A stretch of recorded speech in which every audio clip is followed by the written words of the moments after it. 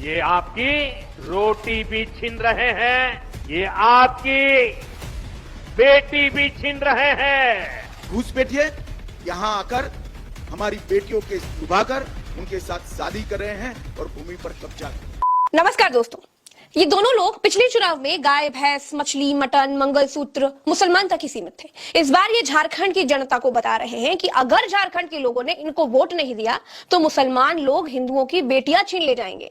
झारखंड का आदिवासी समाज थोड़ा कम पढ़ा लिखा है, फिर भी वो इतने घटिया स्तर तक तो सोच भी नहीं सकता जितने घटिया स्तर पर जाकर के प्रधानमंत्री बोल रहे हैं। सिर्फ वोट लेना है, इसलिए आप लोगों को यह डर दिखाओगे कि हमें वोट नहीं दिया तो मुसलमान तुम्हारी बेटी छीन ले जाएंगे।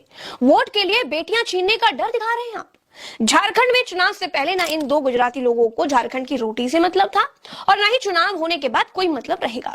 और सबसे बड़ी बात यह है दोस्तों कि जब लाल आंख वाले नरेंद्र मोदी जी प्रधानमंत्री हैं और इनके सहेला श्री गृह मंत्री हैं और पिछले 10 सालों से इन्हीं दोनों लोगों के पास में सीमा की निगरानी करने की जिम्मेदारी है, तो झारखंड में बांग्लादेशी घुसपैठिए घुस कहां से रहे हैं? झारखंड की सीमा बांग्लादेश से बहुत दूर है, सीमा की जिम्मेदारी केंद्र सरकार के पास है, तो फिर बांग्लादेशी घुसपैठिए कहां से घुस रहे हैं? इसके लिए ना तो मोदी के पास कोई जवाब है और ना ही अमित शाह के पास कोई जवाब है। सीमाएं सुरक्षित आखिर क्यों नहीं है? देश के किसी भी हिस्से में अगर घुसपैठ होती है तो उसकी पूरी जिम्मेदारी केंद्र सरकार की है। और ये बात मैं बड़ी जिम्मेदारी से कह रही हूं कि अगर केंद्र सरकार जो 10 साल से सत्ता में है और उसके 10 साल से सत्ता में होने के बावजूद भी अगर घुसपैठ हो रही है तब तो केंद्र सरकार निकम्मी है। और मोदी शाह वोट के लिए आपको हिंदू मुसलमान में बांटकर आपकी बेटी को मुसलमान छीन ले जाएगा, इसका डर दिखाकर वोट लेना चाहते हैं।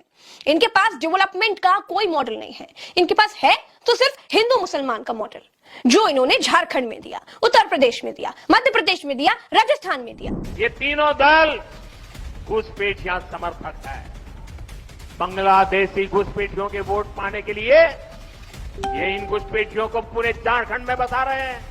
ये आपकी रोटी भी छीन रहे हैं, ये आपकी बेटी भी छीन रहे हैं और ये आपकी माटी को भी हड़प कर रहे हैं। दोस्तों, पूरी भाजपा झारखंड में बांग्लादेशियों को भगाने का चुनाव लड़ रही है।